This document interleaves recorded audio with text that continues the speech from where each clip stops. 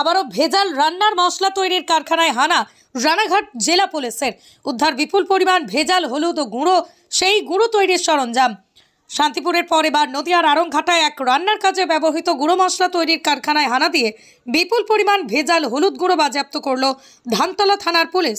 সূত্রের খবর, ধানতলা পুলিশ গোপন সূত্রে খবর পায় যে ধানতলা থানার আড়ংঘাটা এলাকার একটি গুঁড়ো মশলা তৈরির কারখানায় বেআইনিভাবে রান্নার কাজে ব্যবহৃত ভেজাল হলুদ, লঙ্কা, জিরে গুঁড়ো তৈরি হচ্ছে।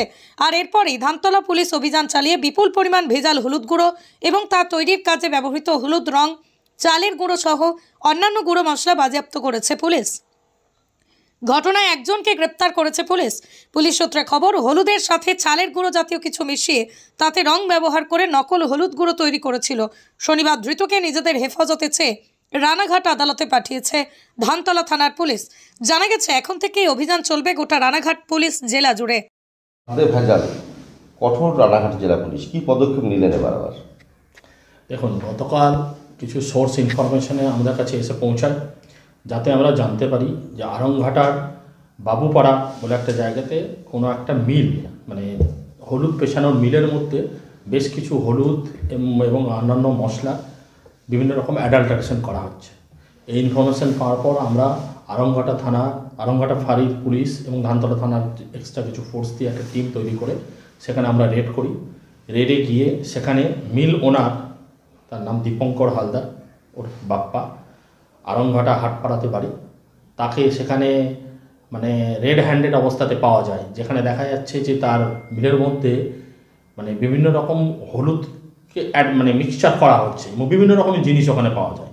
তাকে জিজ্ঞাসাবাদ করে সে কোনো কিছুরই সদুত্তর ঠিকমতো দিতে পারে না, এবং সেক্ষেত্রে তখন তার মিল সার্চ করে সেখান থেকে দেখা যায় ওখান থেকে প্রায় 380 কিলো কেজির মতো আমরা হলুদ পাউডার, 100 কেজির মতো চালের গুঁড়ো, 11 কেজির মতো ধনে পাউডার, প্রায় 43-44 কেজির মতো ভাজা চাল, মানে কিছু চালকে ভেজে ওখানে রাখা ছিল, সেগুলো পাওয়া যায়। প্রায় 50 থেকে প্রায় 51 কেজির মতো কিছু একদম মানে কালার পাওয়া যায়, লাল রঙের এক ধরনের কালার পাওয়া যায়। প্রায় 37 কেজির মতো আমরা র টারমারিক মানে হলুদ যেটা হয়, যেটা অরিজিনাল হলুদ, সেই হলুদ পাই। প্রায় 38 কেজির মতো কিছু মানে ধনে পাওয়া যায় এবং ডিজিটাল ওয়েইং মেশিন পায়। এই সমস্ত জিনিস নেওয়ার পর যে অবস্থায় পুরো প্রসেসটা, তাকে জিজ্ঞাসাবাদ করে এক্সামিন করে যখন আমরা জানতে পারি যে ওরা কীভাবে জিনিসটাকে তৈরি করছে। এখানে একটা জিনিস আপনাদের বলবো, মানে আমরা এখনও পর্যন্ত যে জিনিসটা জানতে পেরেছি, যেটা মানে জনস্বার্থে এই জিনিসটা জানাটাও খুব দরকার, ওনার কাছ থেকে আমরা দেখলাম প্রায় 100 কেজি যদি একটা হলুদ তৈরি করে, তার মধ্যে 40 কেজির মতো, 35 থেকে 40 কেজি অরিজিনাল হলুদ থাকে, আর 55 থেকে প্রায় 60 কেজির মতো চালের গুঁড়ো এবং বিভিন্ন গুঁড়ো থাকে, এবং 250 গ্রামের মতো রং ইউজ করে। সেই রংটা এতটাই স্ট্রং যেটা সাফিসিয়েন্ট এই 100 কেজি হলুদকে সেই কালার দেওয়ার মতো, এবং দেখার পর অরিজিনালি শনাক্ত করা খুব মুশকিল যে অরিজিনাল হলুদ কোনটা, সেই হলুদ কোনটা। শুধু হলুদই নয়, সেখানে গিয়ে আমরা দেখতে পাই যে ভাজা চালকে গুঁড়ো করে জিরের মধ্যে মেশানো হচ্ছে, তাতেও ঠিক তাই। আমরা দেখলাম প্রায় 30 কেজি বস্তা হয় জিরে, তার মধ্যে প্রায় 5 থেকে 8 কেজির মতো অরিজিনাল জিরে থাকে, বাকি সেই চাল ভাজাকে ভেজে নিয়ে কালারটা সিমিলার চলেছে সেটা তার মধ্যে মেশানো হচ্ছে। তো এইরকম ধনের গুঁড়ো, তো এই জিনিসগুলো পাই, এবং সবচেয়ে যেটা হরিবেল জিনিস, সেই জিনিসগুলো ওনার কাছ থেকে নিয়ে গিয়ে বিভিন্ন নামি দামি কোম্পানির পাউচে করে সেটাকে দোকানে বাজারজাতও করা হচ্ছে।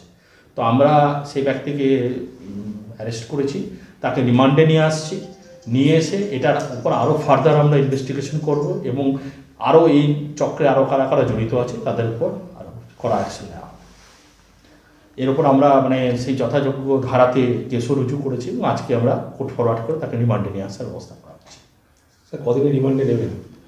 আমরা তো পে করেছি ম্যাক্সিমাম দিনের জন্য, তার পরবর্তীকালে দিন দেখে বা ইনভেস্টিগেশনও বেস করে আরও মানে আমরা পুরো ডিউরেশনটাই আমাদের দরকার হতে পারে, এটা আমাদের তদন্ত।